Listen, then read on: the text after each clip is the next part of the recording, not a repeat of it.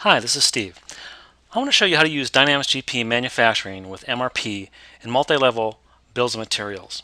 We're going to start with a sales order. We're going to go through the manufacturing process, and then we're going to ship that sales order. So let's take a look at it. This is my finished good bill of materials, and it has a couple subassemblies. You can see those here. It's also controlled by serial numbers. You can see that by this logo here, that means that the finished good item needs to have a serial number when it's manufactured. Also, this is a subassembly here. This is a regular subassembly, which means I have to manufacture it, put it into inventory. But this bill of material here, this is a phantom bill of material. Let's go to that. And this is not a regular one, it's a phantom bill of material, which means that when I make the subassembly that this is part of, these items are going to be automatically included in that.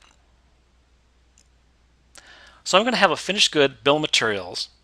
One of those components is a subassembly, which I'm going to manufacture and put into inventory.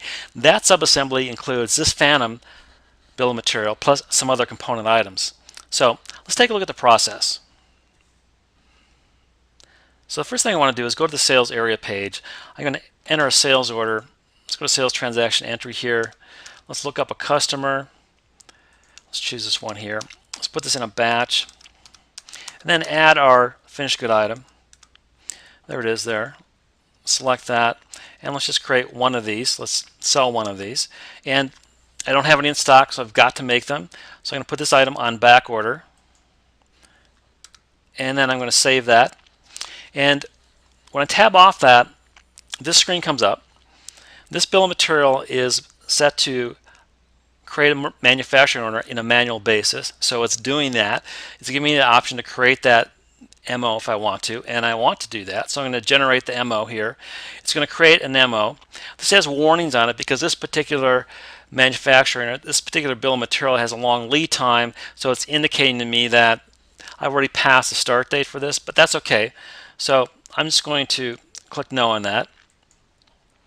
And now let's save this order. So I know I've got a shortage of these items. So the next thing I want to do is run MRP process on this. So let's go to manufacturing. Let's go to the MRP area and hit regeneration. And this is going to run that MRP process. It's going to look at all the demand for these products. It's going to look at the demand for the subassemblies as well. So we put in a sales order for one manufactured item. It's going to look for all the components to that manufactured item. It's going to find that it also needs subassemblies. It's going to create a requirement for the subassemblies and also the components of those subassemblies. So let's take a look at it. So the screen I like to use a lot is the Quantities Query under MRP here, and let's just refresh that. So this is going to show me all the requirements based on the manufacturer order that was placed for the finished goods. And you can see the finished good items here. It's already in the system as a manufacturing order, but the MRP process has suggested this order here. So let's take a look at that. This is a manufacturing order that's being suggested by the MRP process. I want to make that, so I'm going to transfer that to a manufacturing order. It brings us up here, and you can see the manufacturing order here. I'm going to schedule that. Again, I've got a lead time issue here, so I'm just going to go past that. It's going to build the pick list, and I'm done with that. So I've got my manufacturing orders that I need. I've got the manufacturing order that was manually created from the sales order, and then I firmed up the planned manufacturing order that was generated from the MRP process. So let's look at the purchasing side of this. Now, I know that I've got a number of components I need to buy. I need to buy components for the finished good item, also the subassembly. So we'll go to purchasing and we'll go to request resolution. It brings up a requirement for 6 items here. I'm going to select this button here. This is going to go out and find the standard vendors for these items in the location that I'm manufacturing, and you can see that it's picked up 3 vendors. We can click on that and we can see which items each vendor is going to have. I'm satisfied with the results, so I'm going to hit create and I'm going to hit OK. It's going to go through the process and it's going to create POs for me. So let's take a look at one of those POs. Look at the PO that was created here. This is for 2 items, and I'm just going to go through the receiving process to show you how that works. And so I'm just going to receive this, and I'm going to invoice it at the same time. I'm going to receive all those items, put in the vendor's invoice number, and post that. So that's going to relieve the PO. It's going to put those items in my component inventory. So I've got my manufacturing orders all set up. I've purchased all the items I need to make these. So let's go back and make that first subassembly. So I'm going to go to the manufacturing area page, go to manufacturing orders, and let's take a look at that order for the subassembly. You can see it here. And this is an open state. I'm going to release this. And this particular bill of material and the one for the finished good are not backflushed. So what that means is I'm going to use a work in process for this. So I have to pull the component items out of inventory and assign them to this manufacturing order. So let's do that. From the manufacturing order, I can just go up here, go to the component transaction entry screen, and I've got all the items on that bill of material from the pick list. I'm just going to mark them all. I'm going to add that to the pick document, then go over to the pick document and assume that I've got everything from the component inventory that I need. So I'm going to mark those, and then I'm going to post that. So now all those items are taken out of the component inventory and they're assigned to this manufacturing order. So let's go back to the manufacturing order here. Here it is. I've already done the material piece of it. Let's assume that the labor has been done and this thing is ready to take out of manufacturing. So I'm going to receive it out of manufacturing. So go up here and hit manufacturing order receipt entry. And if I wanted to, I could add some additional items here or quantities if additional items were used during the manufacturing process, but I'm happy with the results. So I'm going to hit post. And when I do that, it's going to clear out work in process. It's also going to create the finished good item, or the subassembly in this case, and put that into inventory. So I'm done with that. So let's take a look now at the manufacturing order for that finished good. Here it is here.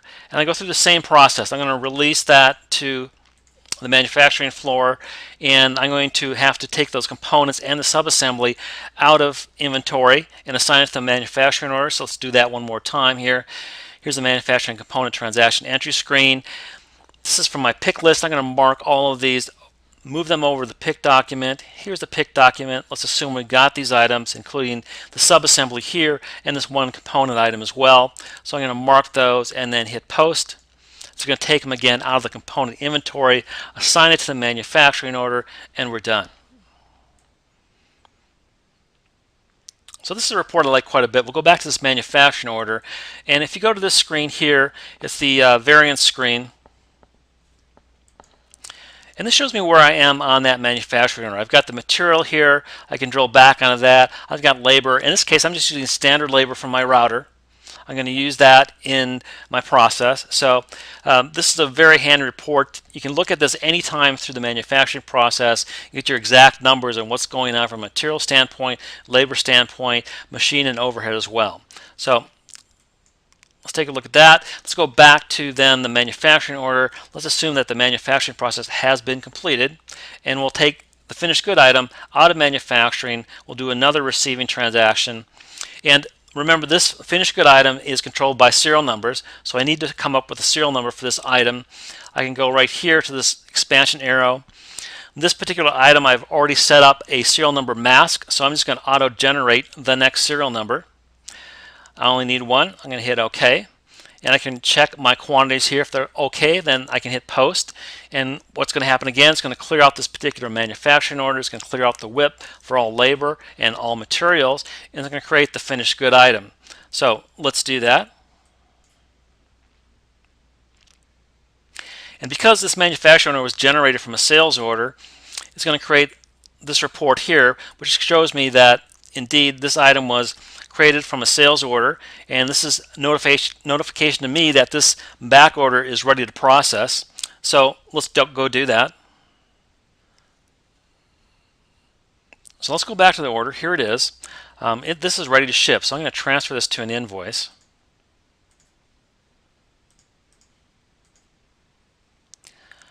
Let's take a look at that invoice. Here's the invoice. Let's just print that out. And this is using the Word template, so we'll get to see what that looks like. Here it is here. Move it up a little bit. And let's go back to that invoice. And it's already to post, so I'm going to just post that, take it out of the batch, and post.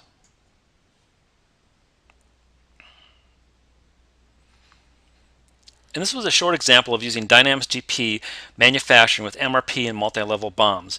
It's really quite easy to do. MRP takes a little time to set up, but once you set it up, it works very well.